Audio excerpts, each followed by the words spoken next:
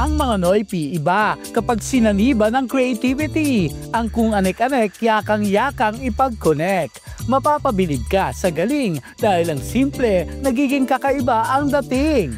Mahilig tayong mangolekta, kahit plastic, labo, itatabi pa, walang edad-edad sa ikasasaya. Kung minsan nga'y kahit sira na, epek pa rin, di ba?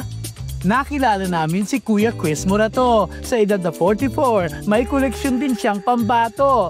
Hello Galogs! Ako si Chris Morato, isang rubber toy artist. Kung ang rubber mat sa tricycle ay inaapakan, abay, ibahin nyo raw dito sa Malolos, Bulacan.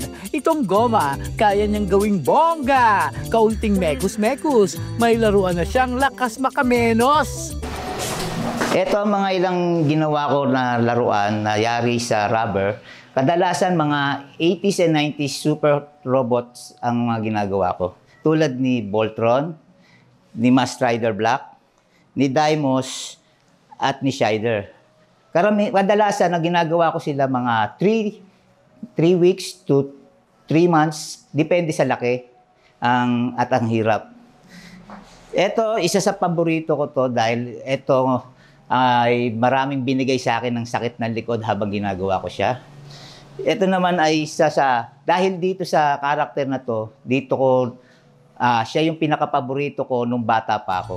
Halos lahat ng kwento nagsimula noong pandemya. Ang kanyang talento ay isa rin sa naging bunga. Nagsimula lang siya sa isa hanggang ang bilang di nakasya sa 10 daliri ng kamay at paa. Umabot na to sa mahigit 50. Ang tawag sa ginagawa ko ay rubber toys na yari siya sa mga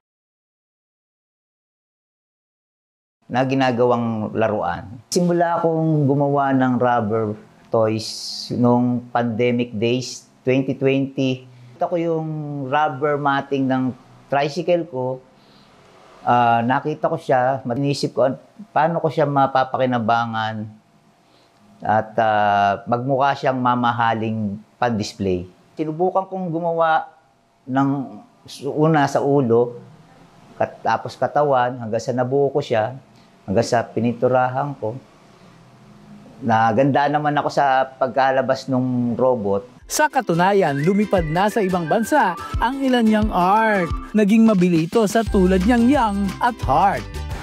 Ang laruan naman ay hindi naman pambata lang. Pwede rin siya sa middle age, pwede rin naman siya sa matatanda. Iba yung dinadala ng saya pag nagkaroon ka ng laruan. Bumabalik tayo sa pagkabata. Hindi naman porket may laruan ka, ay isip bata ka na. Nagiging ano ka lang siguro. Sumasaya ka lang pag may laruan ka. Bukod sa paggawa ng rubber na laruan, si Kuya Chris din ay pinasok ang pagsiservice patungong paaralan. Hatid sundo niya ang mga estudyante. Bilang single father, ganyan ang kanyang diskarte. At dahil ilang araw na lang ay Pasko na naman o kay tuli ng araw, itong si Kuya Chris willing magbigay raw. Ipapamasko niya lang naman sa lucky na bagets na deserve ang kanyang pangmalakasang masterpiece. Ito si Bumblebee, 2 to 3 weeks ko siyang ginawa para sa batang makakatanggap nito. Sana magustuhan mo. Pagkaingatan mo siya, mahalin at alagaan, turing mo siyang kaibigan. Pwede mo siyang i-display sa bahay, sa kwarto mo. Huwag mo lang ibebenta muna. At sana magustuhan mo siya. Merry Christmas and Happy New Year sa'yo.